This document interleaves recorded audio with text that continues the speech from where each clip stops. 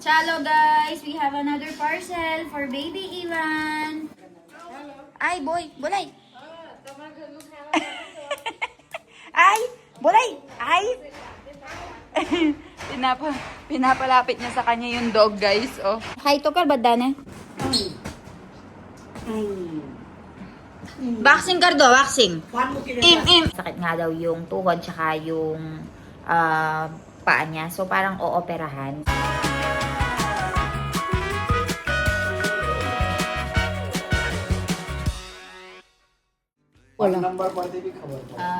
Chalo. Chalo guys, we have another parcel for baby Ivan. Like chal to open kar. हाँ ना दीदी साइड में Wow. Wow. Uy, ay na ito to. Puro, polo siya, ano siya? Yan. Teka na ito to. Para ba pre? Ayo, kulig yun. Wow! Ahon siya. Wow! Ore ba, pre, ahon siya. Wow, guys, oh, meron tayong parcel. Open ka na? Ito kiri, ito open ka na. Apra to Joe. Wala apra to Joe. Wow! Ivan na siya! Meron tayong soap for baby Ivan. Meaning karwa mate, hen eh. Childhood preschool cards for baby Ivan. Look, Ivan, no? Look! Wow! Wow! Laisal, naprandar na ano siya, Jo. Wow! Wow! Chal. Aso siya? Ala dog. Ato waja pag naichal to ajo. Ah. Bueno. Hello. Let's play now. Dog. Ah, DJ. Dog.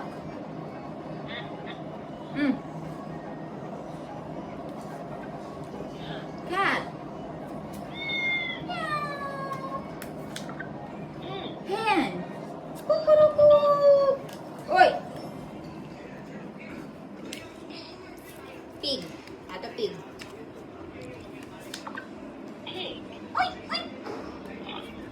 Uy.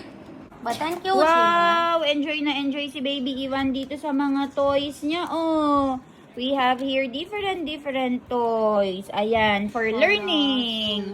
Open karo, open. Ivan, aso che? Ivan, aso che?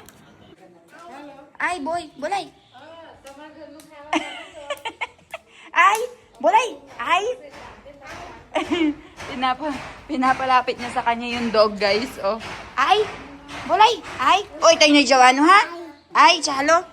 Bulay. Pinapalapit niya yung dog sa kanya. Ay, naiyaw to, ah. Doggy, chalo. Chalo, mamamapo, eh, okay na? Mamamapo, chalo. Nandito kami ngayon sa, ano guys, Danpor. Ayan, ito yung bahay na pinapagawa ng titot, utsak. Ito yung bahay na pinapagawa ng tito namin. And nandito kami sa bahay ni Chimandada. Chalo, titot. Chalo, titot. Hi, to kar badane? Buhapo? Chal, may bulay low. Chal, sit down ka rin niya, may bulay low.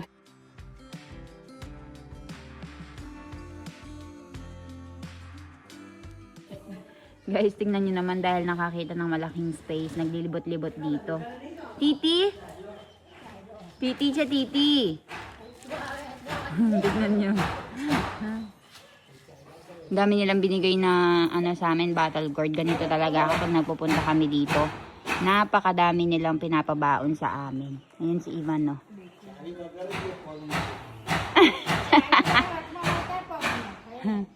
Nilalagay na dun sa may likuran ng sasakyan namin. Tignan nyo naman dito, oh, nasa likuran kami ng pangalawang bahay ni na mami. Tama yung kay rakarotan niya. Pudi na. O ba, sapaw se. Kumukuha sila ng pudina. Ayan naman si Baby Iwan. O, tignan nyo naman. Bawa dulak ratsa niya, Jone? Ayan, tignan nyo yung village life namin dito. Nanyan si Lola kumukuha ng pudina. Iwan! Iwan, pudina ball na. Na. Pudina. Right. My name is Ivan Patel.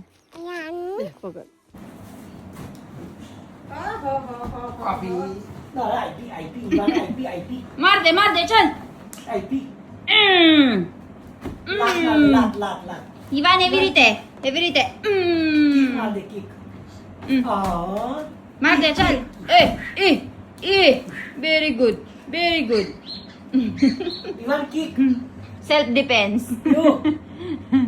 Tinuturuan namin si Ivan ng self-defense. Kick.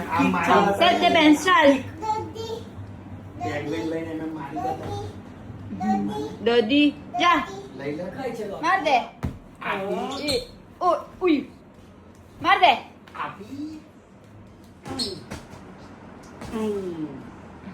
Boxing kar do, boxing. Kwan mo kide. Im. Chal. Kwan mo kide. Tawe boxing karo chalo dingla.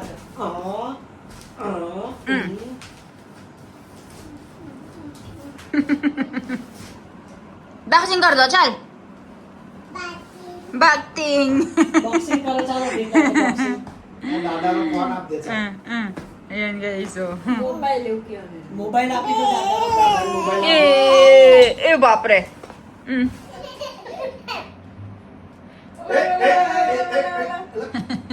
Nakikipagpulitan niya siya sa lola niya, guys. Oh.